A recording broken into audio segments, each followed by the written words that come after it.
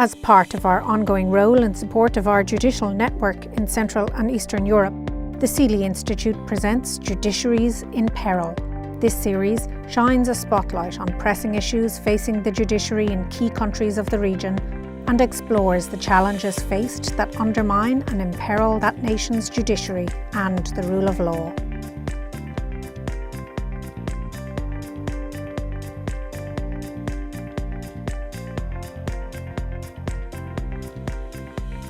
Thank you so much for joining the third in our Spotlight series, where we focus on the judiciary in Central and Eastern Europe. And in this evening's proceedings, we are focusing on Montenegro. I'm Frida Greeley. I'm a program manager at the Seeley Institute, and I'm based in Prague here. I'd like to hand you over to Chris Lehman, Executive Director of the Seeley Institute, for a brief introduction. Thank you, Frida, and good evening and a warm welcome to everybody that's attending. As Frida said, my name is Chris Lehman and I'm the Executive Director of the Seeley Institute. We are delighted to welcome you to this program. I think many of you are probably familiar with us. We are based in Prague, and we as an institute for the last 2 decades have been committed to supporting the judiciary, particularly the independence of the judiciary across Central and Eastern Europe through a variety of programs. These include a judicial network of young and rising judges from 18 countries across the region. We have long participated with the judiciary in Montenegro, and so it's a wonderful opportunity to continue that relationship this evening and have an opportunity to explore the challenges facing that judiciary in some depth tonight. As Frida mentioned, this is the third in a series, a spotlight series, where we are able to really look closely and get beyond the headlines for the issues affecting judiciaries. We started with Bulgaria and Poland, and we hope to continue this program through the spring of 2021. So do follow us on the website and social media for further postings. So without further ado, I will give the floor back to Frida. But again, thank you to our participants, and most importantly, thank you to our panelists here this evening. Thank you so much, Chris. Yes. We have 3 speakers for you this evening, and I'm delighted to introduce them to you. Our first speaker will be Judge Mirza Adamowicz. He currently serves on the Basic Court of Nikšić in the Civil Division. Before becoming a judge, he worked as a judicial advisor and an administrator of the PRIS, which is the Judicial Information System. Judge Adamowicz's role was to deal with complaints regarding the work of the court. He's a graduate of the Faculty of Law in the University of Montenegro, and in 2015 he finished his master's studies at the Faculty of Law in the University of Belgrade. We will also be joined by Mariana Lakovic-Draškovic. She was the Deputy Minister for Justice for the Judiciary from 2015 to very recently. She was leading European integration processes, and she was head of the working group for Chapter 23 negotiation. She was the member of the Government Rule of Law Council and Council for Judiciary Strategy Implementation. She has more than 22 years of professional experience in the area of judiciary, human rights, anti-corruption, public administration reform, and project implementation. Previously, she was a member of the European Commission for the Efficiency of Justice. She was president of working groups for the laws on organisation and functioning of the judiciary, and a member of the Judicial Training Centre Management Board. We are also joined this evening by Ivan Vogtevich, and he is the Programme Director at the NGO Centre for Monitoring and Research. He observed the presidential, parliamentary and local elections in Montenegro and in Moldova in 2020. He acts as a consultant on various projects that deal with the risk of money laundering in non-governmental organisations and the harmonisation of Montenegrin legislation with EU directives in the field of money laundering prevention.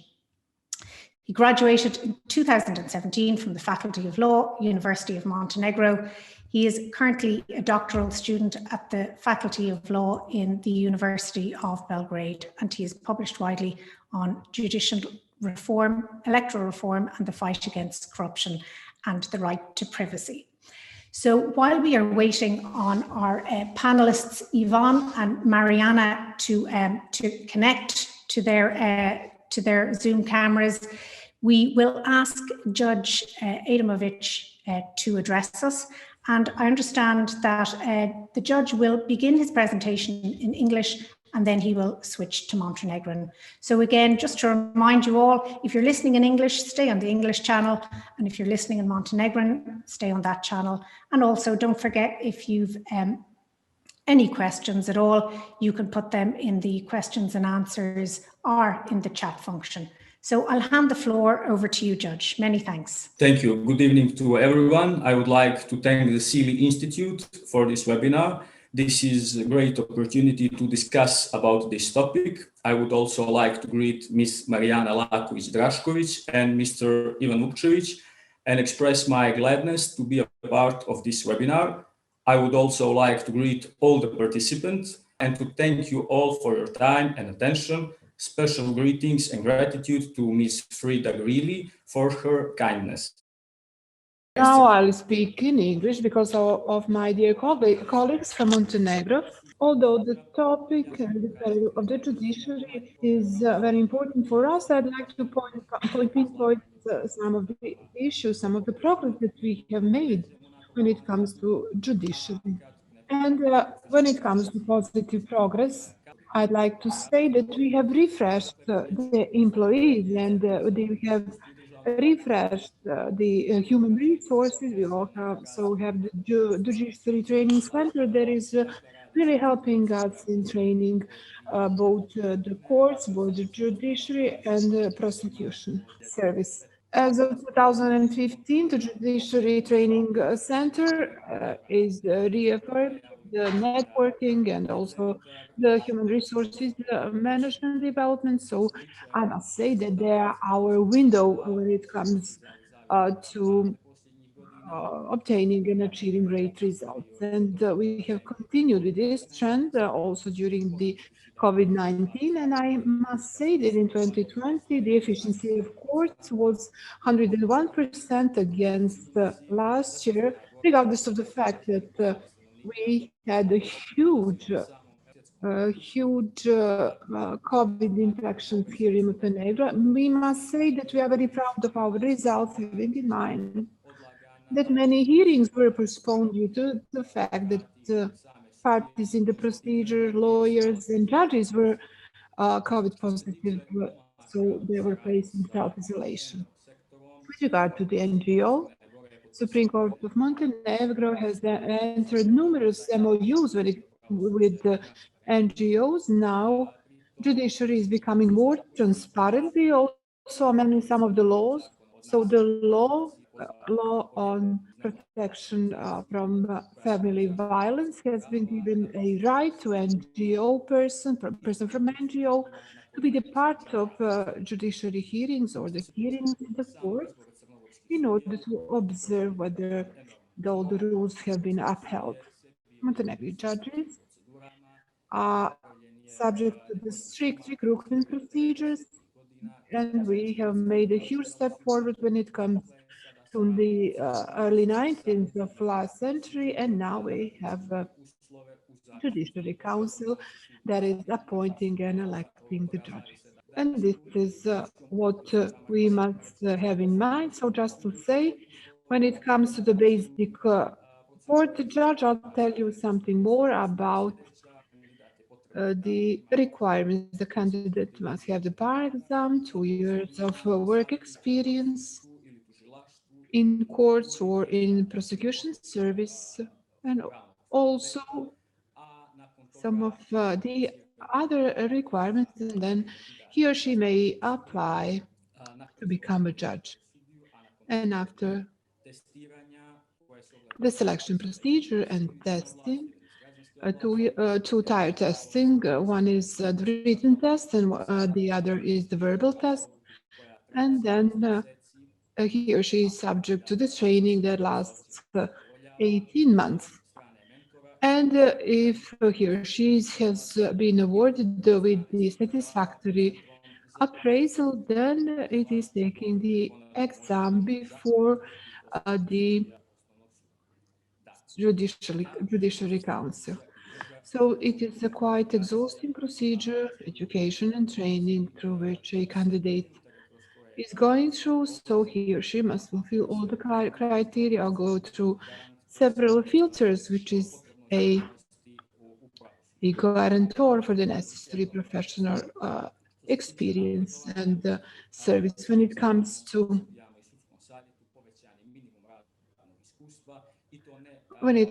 career development. We also have enumerated requirements in the law, and since we have our topic here today, the peril of judiciary, I'd like to say something about the problems that we are challenged with, and that is also affecting the perception of the public. With regard to the membership in the Judiciary Council, I must say something about that to the participants that are not from here. Judiciary Council is the authority of judiciary that is dismissing, reappointing, and appointing the judges. It is also composed of 10 members, and they are deciding about everyone or the elections or the appointees. The member may be a person. Just to say about the problem that we have with the Judiciary Council when it comes to renowned lawyers, we now have the problem when it comes to appointing the members, and we have this problem as of 2018. The members of the council has been terminated. Their term of office has been terminated, and they must be elected by the members of the parliament. That's why, as of 2018, we do not have the lawyers, renowned lawyers.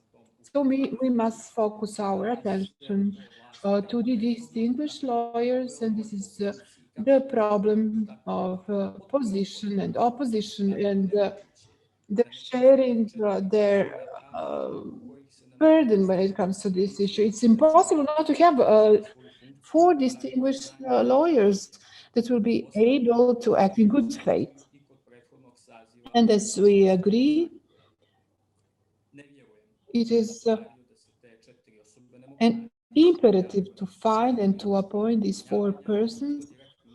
This is a political thing that is actually undermining the confidence in judiciary. We have a temporary or interim situation that is now taking its shift in the sense that now for 3 years we do not have 4 lawyers. We must pinpoint this issue. The judiciary hasn't been blocked, but we have a temporary or interim solution which is affecting the work of Judiciary Council. We also have the problem that our judge in the Court of the EU hasn't been appointed as a parliamentary compromise or consensus cannot be reached. The question is whether the Minister of Justice should be the member of the Judiciary Council, or it should be avoided that the executive branch of power has an inside or an inflow into the judiciary branch. Disciplinary liability is something that we should also think about.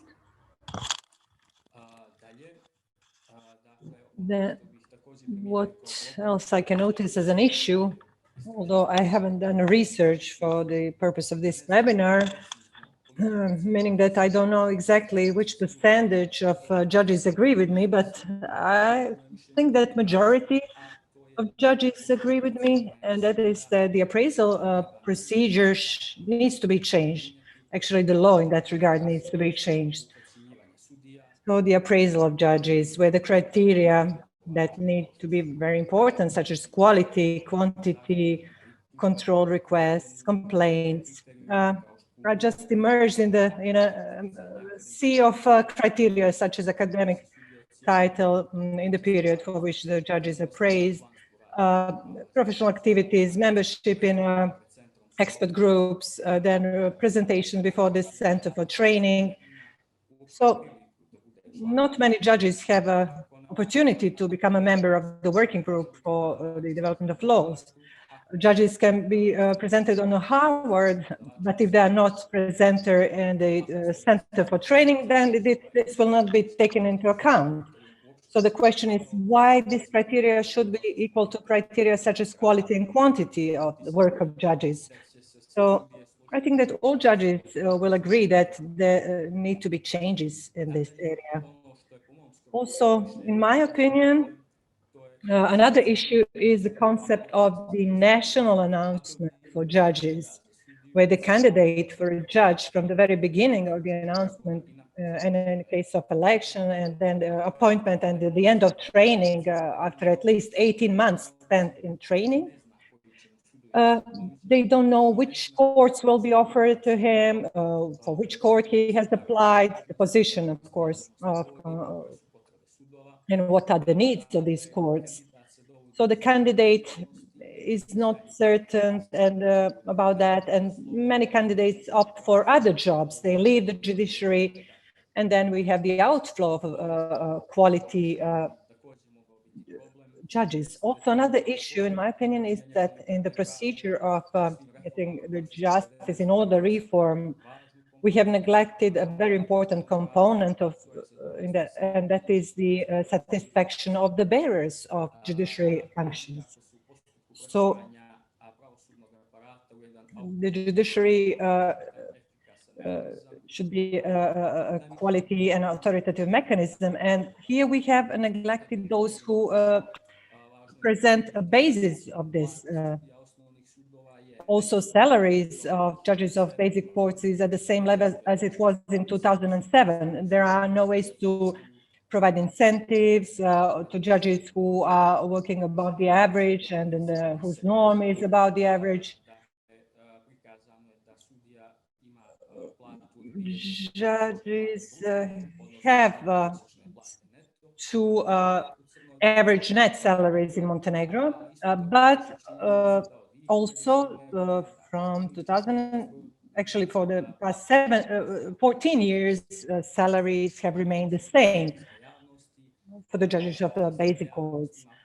Also, public have the wrong impression regarding the work of judges, because judges, although they have a formal working hours, it doesn't start when they come to work, and it doesn't end when they leave work physically. So public really have an impression that judges are working only within their working hours. It would be interesting to do a research how many hours judges are working during the workday, weekends. So I think 2/3 of judges work on the weekends also. Also, regarding premises, capacities, especially for the basic courts and commercial court in Podgorica, are really unacceptable working conditions. Also, premises that the administrative court is using, they might be modern and well-equipped. They are still not sufficient because they are placed in a commercial building where other legal entities are placed, companies that is. So for the average citizen, the first impression of the judiciary, visual impression, is not really acceptable. Also, you know, in other countries, court buildings are very nice buildings. And here, I don't think citizens can get that impression, judging on the architecture and the capacity of our court buildings.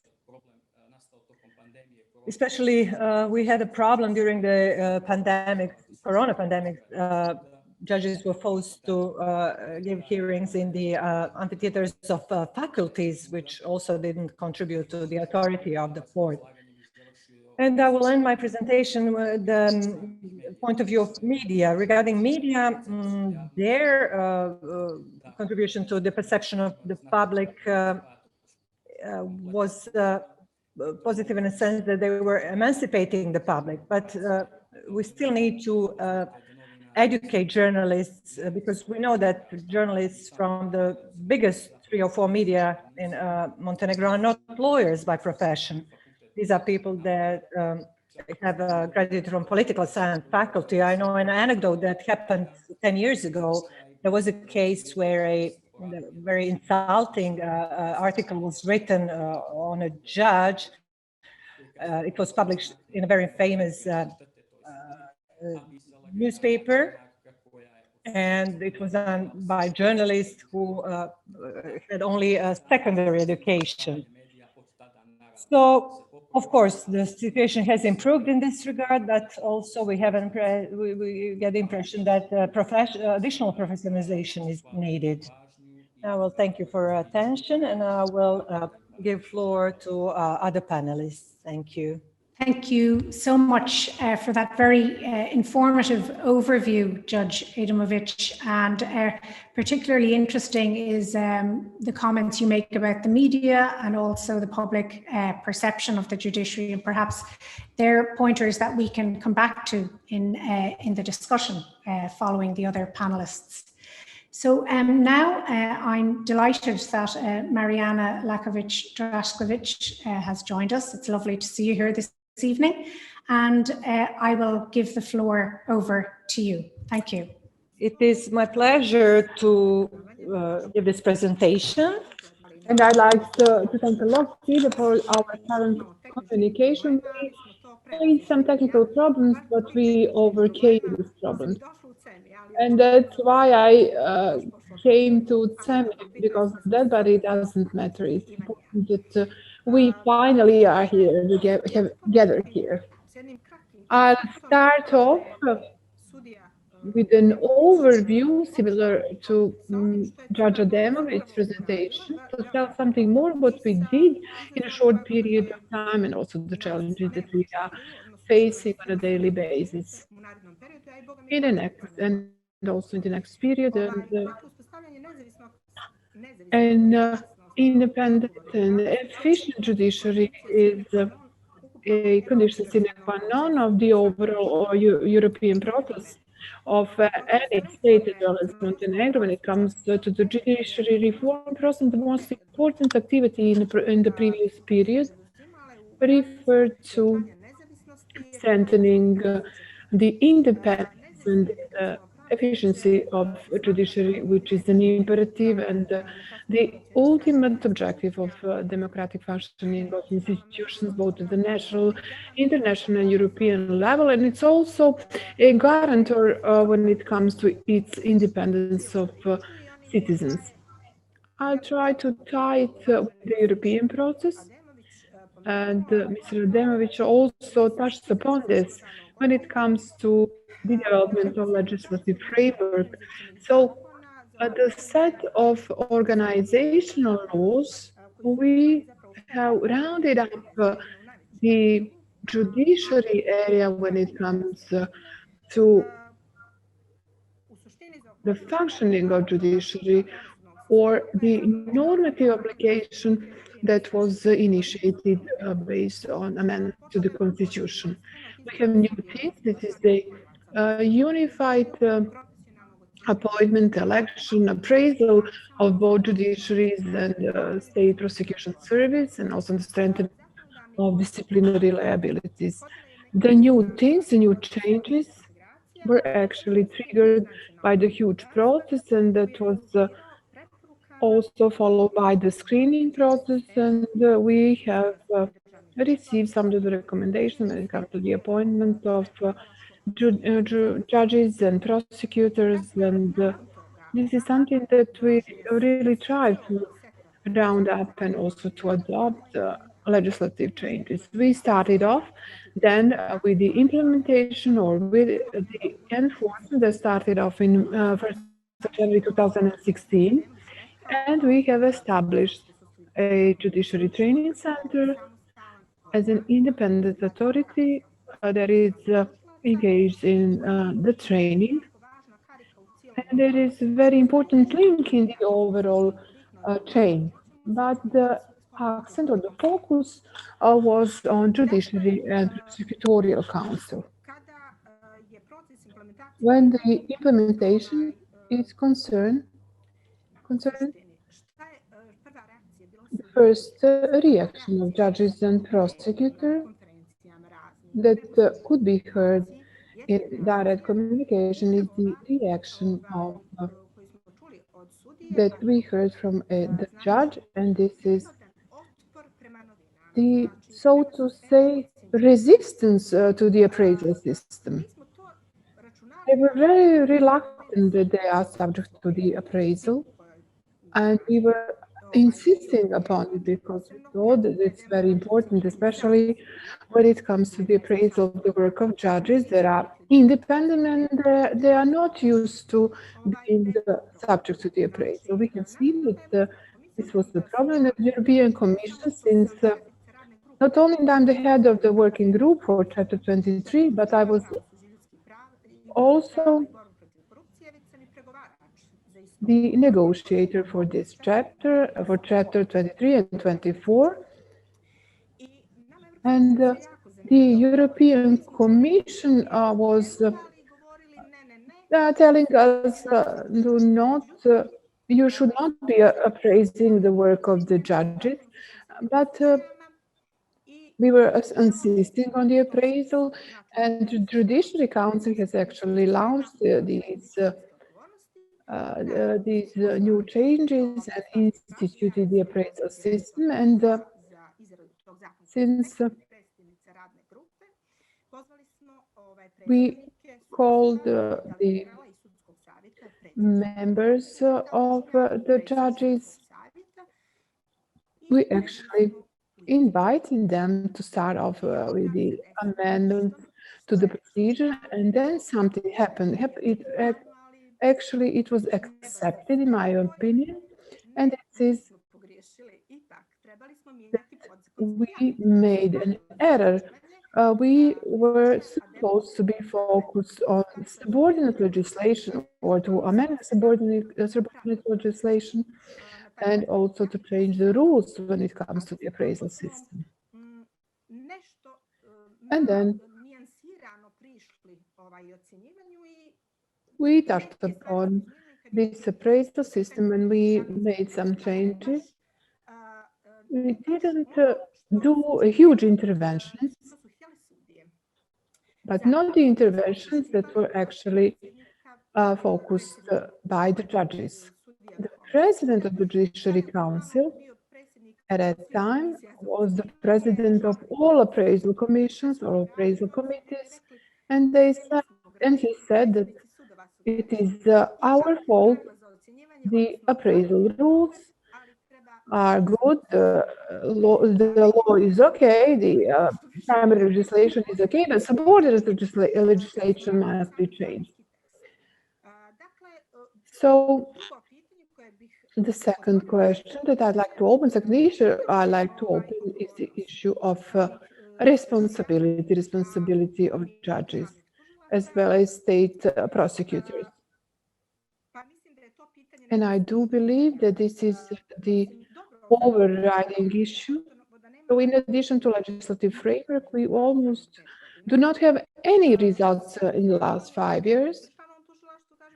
And 5 years have expired after the laws have been adopted, so we have sporadic disciplinary proceedings. We cannot say that we have immaculate judges and prosecutors. Generally, we have, of course, good judges and good prosecutors, but we cannot then say that the system is well functioning. When it comes to the appraisal system, the prosecutors were reluctant when it comes to the amendments and changes, but the appraisals that they received are the best ones. If you give the best grade, if you grade with the highest grade the judges or the prosecutors, then you have defeated the purpose of the appraisal system. You cannot have judges and prosecutors that are excellent.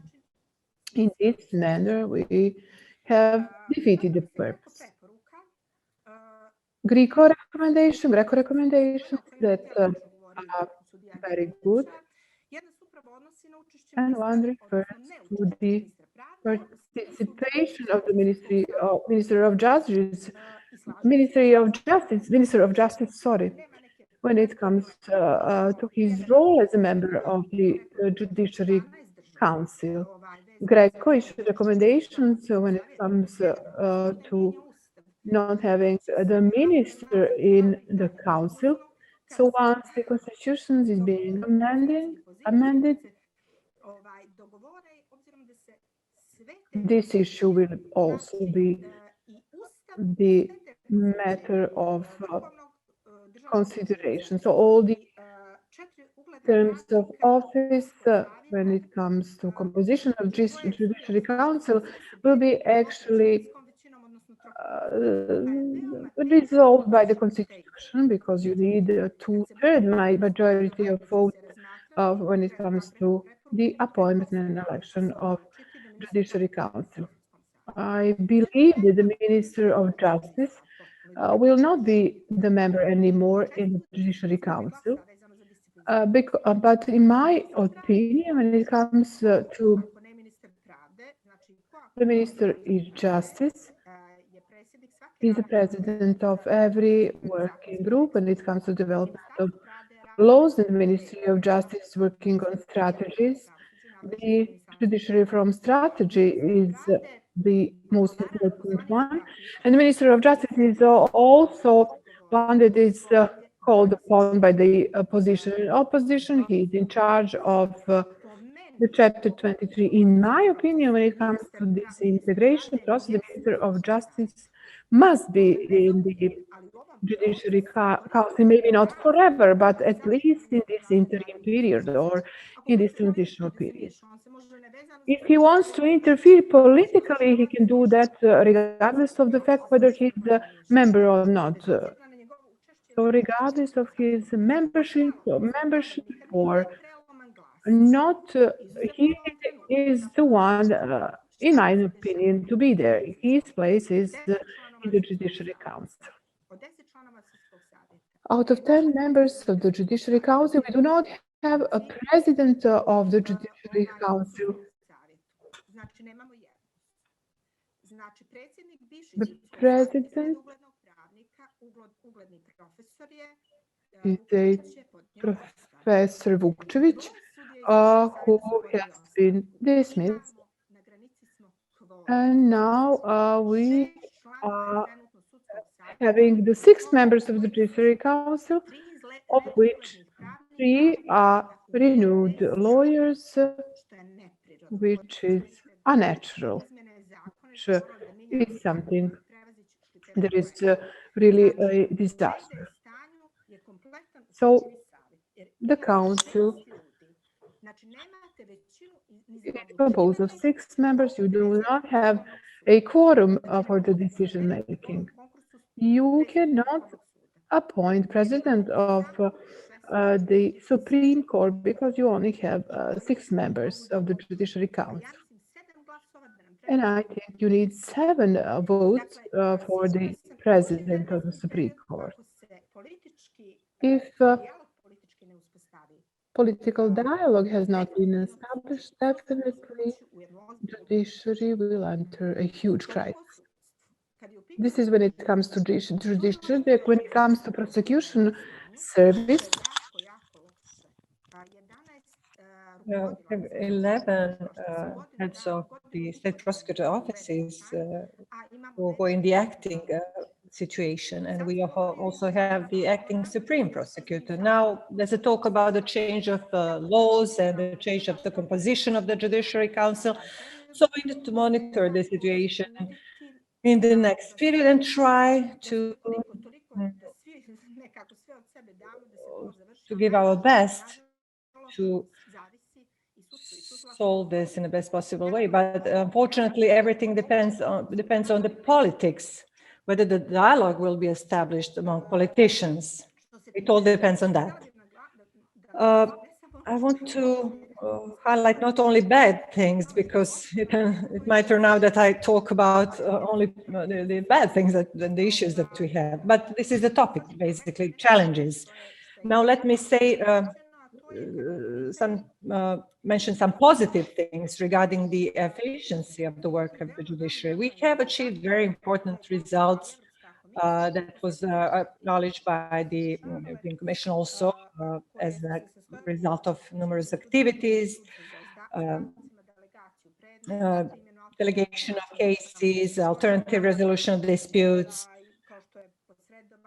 such as mediation and postponing of the criminal charges. So also based on the initiative of this court in court, we did analysis in order to identify the weaknesses in the procedure that result in the delays cases older than 5 years. This is done within the Euro project, and a lot has been achieved here. And these analyses should be done in continuity, and as understood, this will be the case. Also, the challenging integration process, rationalization of the judiciary network. We have a temporary benchmark, interim benchmark, but if we fail to fulfill all these interim benchmarks, we cannot progress to the next stage of negotiation, second stage of negotiation with the European Union. We will just lag behind. What the EU expects from us? They expect the abolishment of the small courts. So during my mandate, I have insisted on the consultant Georgi Stanley. He's an Austrian employee of the Ministry of Justice, and we had excellent cooperation with him. He prepared the analysis for the rationalization purposes. Montenegro was very satisfied with this analysis. He provided some recommendation on what Montenegro needs to do in regard of the further rationalization of the judiciary network. So until we do that, we cannot move to the next stage, and this is the final measures, getting the final benchmarks. We cannot close any negotiation chapter unless we do something in that regard. What the European Commission expects after this analysis is to prepare a rationalization plan and to slowly start with the rationalization of judiciary. I'm now opening some issues that the esteemed judge had opened, and these are the capacities, the premises. What the Ministry of Justice did in last year, during the last year,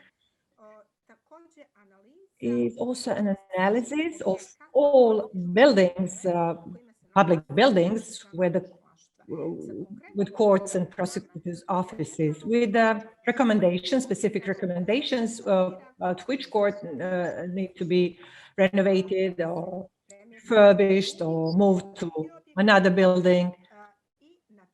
And we have prepared such an analysis, and now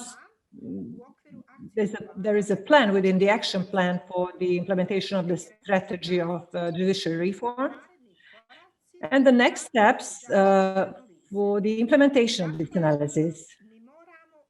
So really need to, in order to get funds from the European Commission, we need to act in accordance with these procedures, which are pretty demanding. So the state, as we can all see, with this, of course, with this Corona crisis, and the state is really in a very, very serious economic crisis and adapted. So it's very difficult without the support from the EU to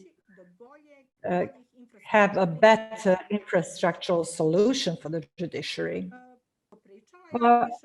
I think I've talked a lot. I prefer a live discussion. So if any of you have any questions after Ivan's presentation, I'm here to give answers. Thank you.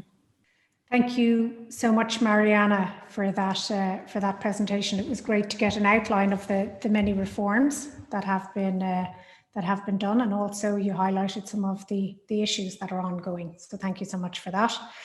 And our final panelist this evening is Ivan Vogtevich. So I will hand over to Ivan, and then we will have questions and more of a discussion. So thank you, Ivan, you have the floor. Thank you very much. And at the beginning, I would really like to express my gratitude to SEAL Institute for organizing event with such an important topic, as well as to greet you all on behalf of Center for Monitoring and Research. Also, I would like to express special gratitude to participants, to speakers from Montenegro at this event, Mariana Lakovic-Drašković and Mirza Adamowicz, who accepted to be speakers at this event. I think that this is a very important topic in every moment for transitional countries. So this is one more step to make a good and quality discussion about important issues in judiciary in Montenegro. At the beginning, I would like to say that it is not possible to talk about judicial system in Montenegro without mentioning a report of European Commission on progress of Montenegro. And the most important recommendation was that there should be greater influence, and also there should be much more exercising current laws in order to have professionalism and integrity in judiciary.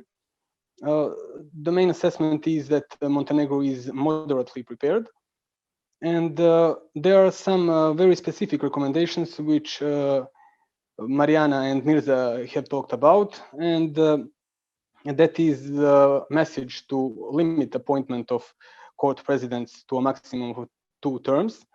Also, message to do abolition of participation of the Minister of Justice in Judicial Council, and rationalization of judiciary network, as well as implementing laws with regard to disciplinary responsibility. All these shortcomings were accompanied by a lower citizens' confidence in judicial system. According to a research poll carried out by the Center for Monitoring and Research, in 2017, the citizens' confidence was 48%, and in 2020, it was 34%. So we see that it is lower, and that is problem for legitimacy. Also, when we are talking about the judicial system, it is important to emphasize the right to a trial within a reasonable time and its exercise. In Montenegro, we have a disproportion between length of proceedings and the use of tools that can be exercised by parties in the proceeding. So we have control requests, and we have other instrument which is called lawsuit for just satisfaction. But citizens do not use these instruments enough if we compare that with the length of proceedings. Also, as some of main reasons for lengthy proceedings, through our research, we found that it is, as panelists already said, space and premises at the courts, as well as non-discipline of participants in court proceedings. Also, it is important to emphasize here that measures which are prescribed for non-discipline are maybe not used as much as they should be. So all of these shortcomings lead to a situation in which 48%, I think that this is the right percentage, 48% of proceedings before European Court for Human Rights and Freedoms against Montenegro is because of violation of right to a trial within reasonable time. Another important topic is introduction of the institute of plea agreement. And now there is no still citizens' confidence as it should be in this area, because first problem I would say is the scope of offenses. It is forbidden only for war crimes and terrorism, but there are also some offenses which should be in this group. For example, organized crime, high-level corruption, sexual offenses, and also the penal policy is something which is seen as a problem here. And in our criminal code, the criminal code of Montenegro, it is stipulated that a plea agreement have to be in line with the interests of justice, and that the sanction must be proportionate to its purpose. So it is clear that judges judges have to have a very good justification. During our research about plea agreement, we didn't see that in some cases that it is enough, because they were only referring to provisions of criminal code, which is not enough, because people will see this like a privilege for politically exposed persons, which can be problematic for introduction of new institute. Also, I would like to refer to media coverage and to talk a little bit about presumption of innocence. We conducted research on publications of portals, televisions, as well as newspaper, and the research showed that in 12.5% media is violating presumption of innocence, and in 9.5% it is with regard it is in the title. So it shows that they want to attract probably the readership with sensational titles. Also, we have another information that more than half of texts or other kind of publications are signed with initials, but there are differences between different types of media. In the print media, almost all articles are signed with initials, 95%. Among portals and television, approximately it is half of the announcement which are not signed. In portals, 49 announcements are not signed, and in the television it is 52% which are not signed, which is not good for the transparency of partnership, and that is where codex of journalists should be changed. Another interesting information is the publication of face of alleged perpetrator, and we found that there was publication of the face in 37%, which worries, because it violates not only right to a fair trial, presumption of innocence as its part, but also right to privacy. And in the end, there was one more interesting fact, one more interesting information that we came to, and it is that source of information was not stated by televisions in 28%. When we come to portals, it is 12%. And when we come to newspapers, it is 2.5%. So regarding all above mentioned, we can see that we need a step forward. We can see that we need more trust in our judicial system, and we need that because of legitimacy of the system.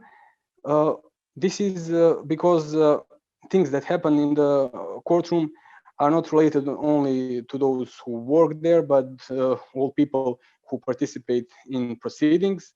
So it would be a long path, but I think that there are certain decisions and certain steps forward in the past, and that we can proceed and make all those necessary steps in the future for judicial reform. Thank you.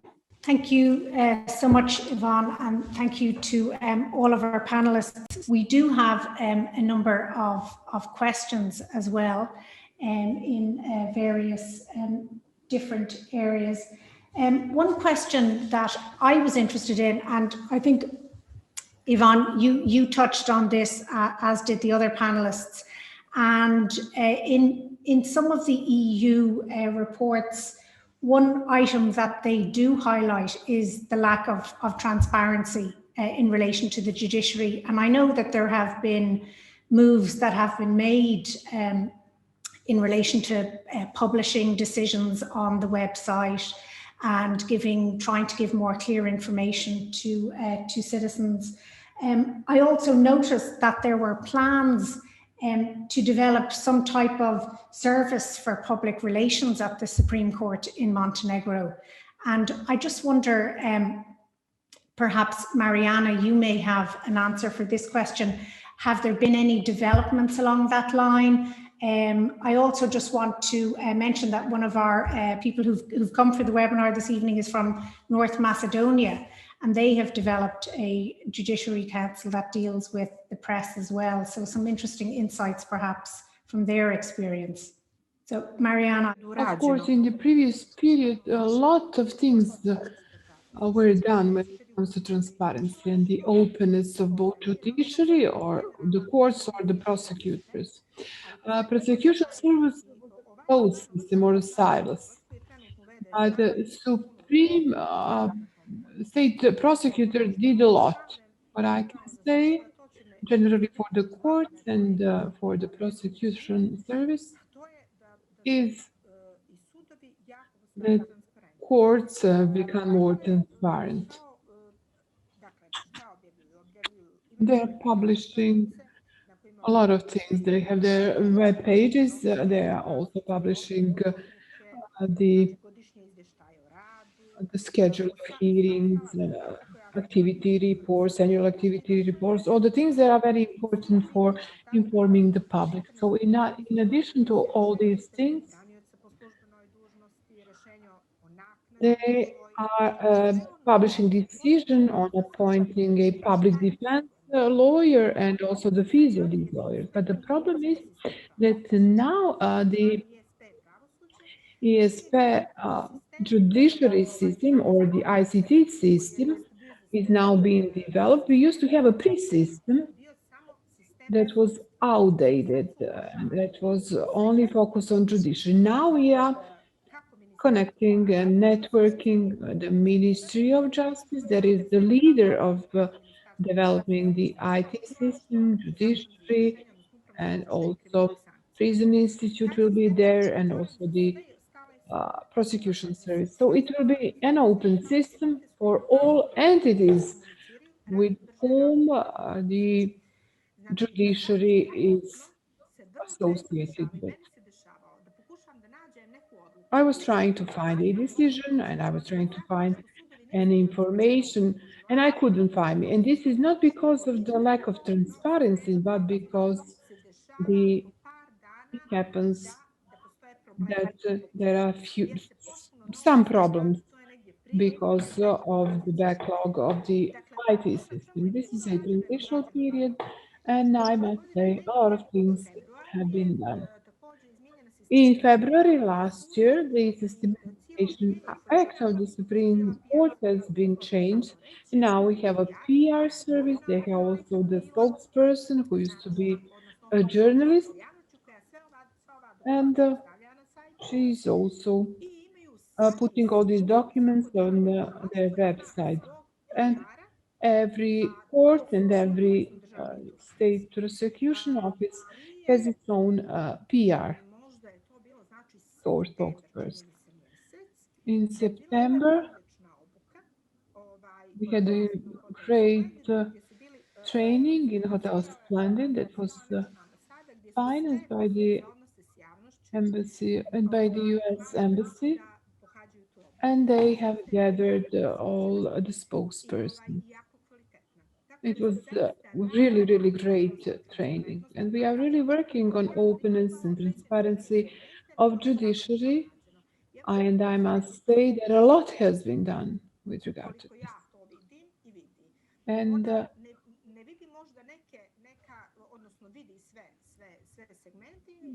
European Commission has also praised the transparency in this area and the professionalism. The efficiency is not problematic, but the openness and transparency, and also the liability. The liability when it comes to the appraisal system. And in the last report, we received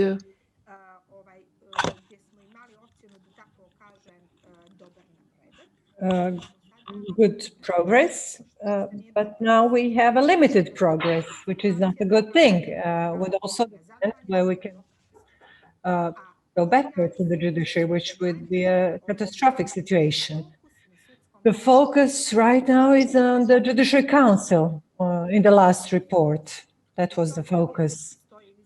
And now this is something in the report that is looked as a most dramatic issue of the implementation of the law, the lack of the Judicial Council in the fullest extent, and the decision-making of the Judicial Council. Very good. And I just wonder, Judge Adamowicz, from your point of view as a judge in relation to transparency and, as Mariana outlined, the introduction of spokespersons and PR for the judiciary, what is your experience, or what's your opinion on how that transparency mechanism is working? Yes, thank you for your question. I will take this opportunity to answer this question, also questions in the chat box. Till lately, the PR function was done by the advisors of the court. The president of court usually appoints the advisor who presents then to the media what is asked from him by the media. But now we are slowly moving to the concept of the judges' PRs because we think that the judge, as the PR of the court, with his authority, his presentation, will additionally contribute in a sense that he will present the institution. So previously we had advisors doing this. And now we have the professionalization of the PR service in the judiciary regarding the publishing of results now. Not all the confirmed decisions, which require, of course, an anonymity, but all these that pass this process of anonymization is published on the web portals of the courts. And in this way, the courts become transparent. So both from professionals and the general public. So all decisions are published in the anonymized form, of course. Now, I see some questions in the chat box, so I will take this opportunity to first greet Mr. Iliri Tseni from the Northern Macedonia and thank him for his question. Also, thank him for the comment and suggestions on how the Northern Macedonia has solved the issue of professionalization of media. It is a very interesting model that they have applied. It's a good idea for our legislators to get informed about this North Macedonian experience. Now, for the postponing of hearings, my answer is that since the pandemic started, maybe beginning of April until May the 20th, hearings were postponed, only except for the urgent matters. Such as detention, the domestic violence, and although I have just started my work as a judge, I was already working on such cases. So judiciary really didn't feel too much the effects of the pandemics during the first lockdown, only later, due to the fact that parties were submitting proofs that they were either a contact of the person that catch the COVID-19, which of course required postponing. But the court did all the technical things in order to avoid delays and postponing. So thank you, Ksenia. Thank you. I also see here that Mrs. Teagorian Prelevich asked some questions, and I will also like to thank her because she always participates in such discussions and always asks inspirational questions. So first questions regards methodology. I'm not sure if I'm the right person that can give you an answer to this question because I'm not aware of the methodology that is suggested by the European Commission. I'm aware of the methodologies from PRIS, but as a judge, I can tell you that I'm not satisfied with it regarding especially calculation of revoked decisions. Algorithm is such that calculates the percentage of abolished decisions, only those that were abolished by the appeal. So if a judge has a small number of appeals, also can be affirmative. So it means that the public was satisfied with this judge. So out of this small percentage, out of, for example, 10 abolished decision, if a judge has only one decision abolished, and statistically it increases drastically the percentage of the abolished decisions. So only compared to those decisions that are abolished based on the appeal. So it's just a comment, not really an answer to your question, because I think I'm not the right person that can give you the answer to your first question. Second question that you had was whether I was satisfied with the work of the Judicial Council. I have to say that I'm satisfied with the work of the courts. So, but regarding Judicial Council, all the remarks that I have mentioned can apply also to the Judicial Council, because these are all open issues starting from the capacities regarding premises, also the fact that salaries of judges remain the same. Maybe Judicial Council didn't really play the best role in all of this, but regarding protection that the Judicial Council is providing, whether I'm satisfied with that, I think that the Association of Judges is better in that regard. I think they're even ahead of the Judicial Council in this area, and the Association of Judges is the association that has the primacy regarding the independence of judges endangered. Or so my suggestion is that the Judicial Council can do that as well. Partially, I am satisfied with the work of Judicial Council, but also I had some objections that I think that other judges share as well. And Thank you for your question. If you allow me, if I can answer all of these questions that I have seen that Mrs. Goran-Speralovic asked me as well. One question also relates to what I focused in my presentation, that is consistency of the judicial statistics. European Commission, as Mrs. Goran-Speralovic says, also focuses on the inconsistency of this statistics, which is a challenge in the reform process. So when I started working as the head of the working group for the Chapter 23, this was the biggest problem, the consistency of the statistics, judicial statistics.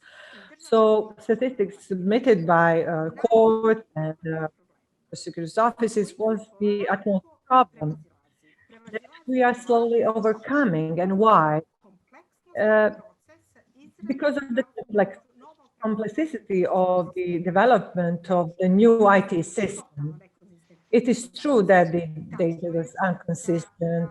It is also completely inconsistent. We had terrible problems in the Ministry of Justice when preparing different analyses.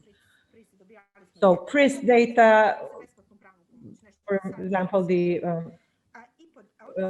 legal assistance, and then we had to go step by step and ask the courts to submit the data, but they were not matching. So the data that we were submitting to the European Commission were very inconsistent. And that's why we have prepared the strategy of development of the IT and the accompanying plan for the implementation of the strategy, which is about to expire. Now the second strategic paper will be prepared. But what is the problem in general? It is always a human factor. Actually, quality human resources. IT experts have very small salaries and their job is very demanding. And this process requires perfect human resources and inter-institutional cooperation and networking. This will be the challenge and the serious challenge in the future period. So the consistency of the judicial statistics. Now, second question. Great recommendation. Amendments to the law on judicial council. A lot of considerations we had when it comes to amendments, and a lot of things that were published in the media were actually false. We were very cautious when it comes to the amendments to the law on judiciary council because we obtained a great opinion from the European Commission. And based on the recommendations and all the recommendations that we received from the EC, we started off with the amendments, but when developing the amendments, as I have said, we were quite cautious. During the COVID pandemic, the EC, the European Commission, said to stay with the process. And now we have stopped the process. Mr. Peril from the European Commission helped us in brainstorming all the ideas, and up until we obtain the consensus, we won't be working on the amendments. So when the working group met with the experts, and when we finalized the amendments, when we wanted to place it for the public discussion, we had the situation that we now have the new government and now everything has been halted. The question that must be posed in the next period, since I'm not working in the Ministry of Justice anymore, but I'm always keeping my eyes open because I want to know what happened with all the efforts that we invested. Action for Human Rights Assembly recommendation, everything was taken into consideration, and this has been reviewed by all the experts. We were not alone when developing all these amendments, as I have said. We have the EC experts, and now if everything goes in vain, I would be really disappointed. Also, disciplinary actions, renewed the lawyers. We took everything into consideration, but nothing has been done so far. First, we had a transitional government. No one wanted to hear anything about this. And then after having or after appointing the new government,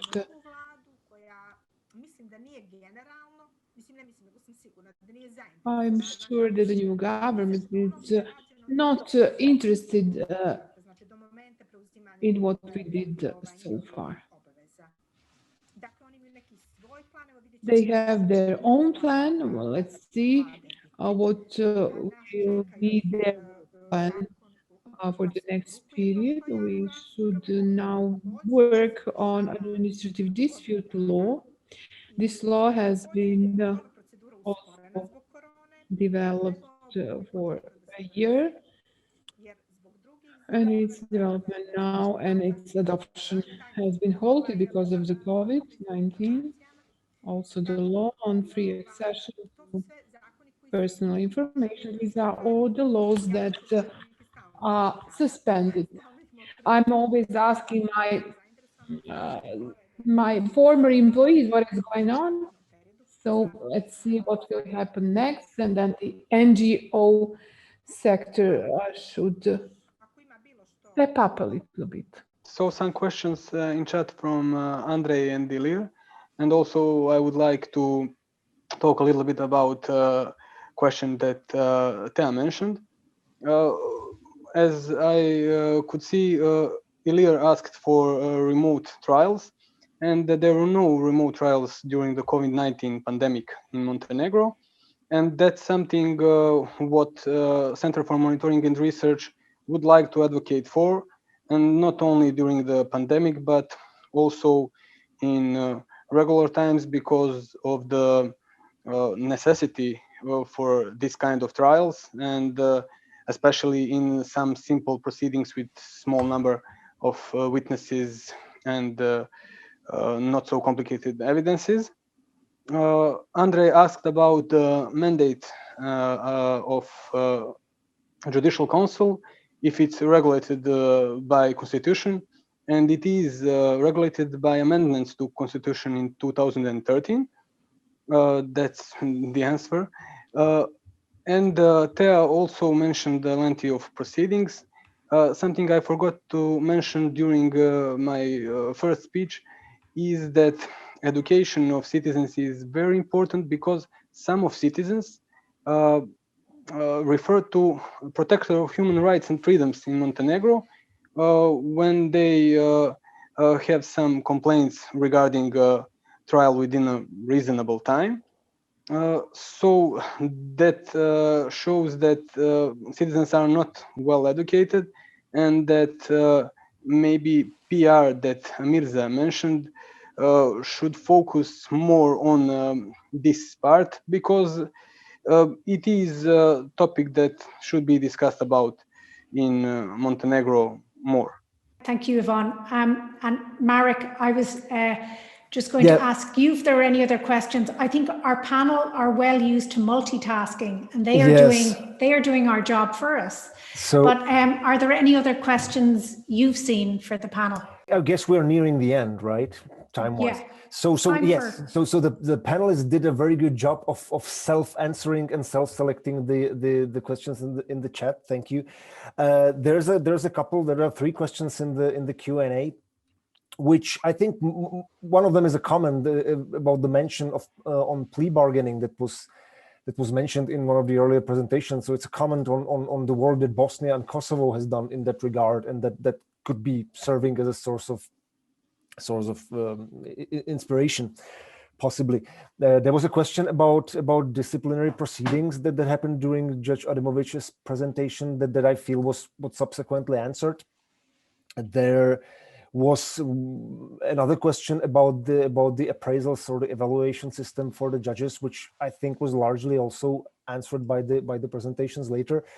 One interesting sub-element of it was the question, like, to what extent do you feel that neutralizing the political influence in it, and also the I think often happening pitfall in the evaluations that focuses more on the quantity of cases without necessarily on the quality of the judgment and the level of effort it requires. But maybe, you know, since we have really last minute or two, I would pose an open question to all three panelists representing different point of view to the judicial situation in Montenegro, and that would be, you know, there is an audience here of about 24 professionals from various countries. So what, if anything, could outside actors, be it you know, peers or professionals or representatives or international organizations, what could they do or not do in order to be useful for positive development of the situation in Montenegro? That would be my question. Perhaps Judge Adamowicz, we might ask you to answer that first, please. Judiciary is actually open for any kind of proposal, any kind of assistance. We are not the silent or the closed institution. We would like to be open and to cooperate in the best possible manner, to receive knowledge, to receive know-how and skills from various institutions and international institutions. So this is something that we are eager. International organization can really contribute to the better situation here, and that is, in my opinion, mainly through providing our judges, prosecutors with best practice, best comparative practice.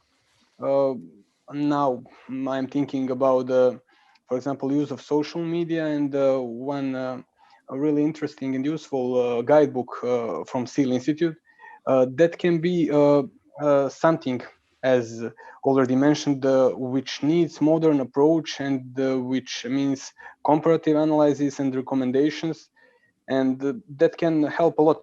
You know, I cannot resist to react on that point, of course, to say that Ivan is referring to guidelines on conduct on social media for judges, which are available at our website. But so sorry, I just needed to use and elaborate on that point. Mariana, any final comments in that regard?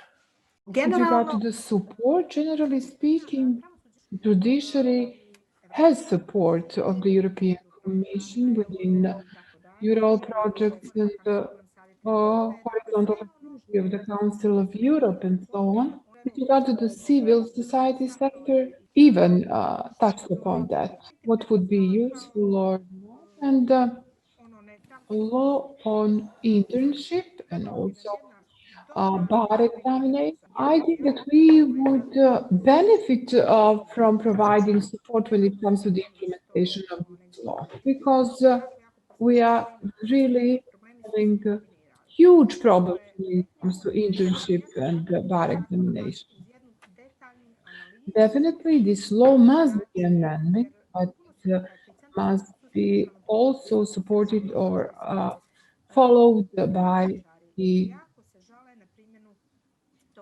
analysis, because the profession, the legal profession, is actually complaining about the law.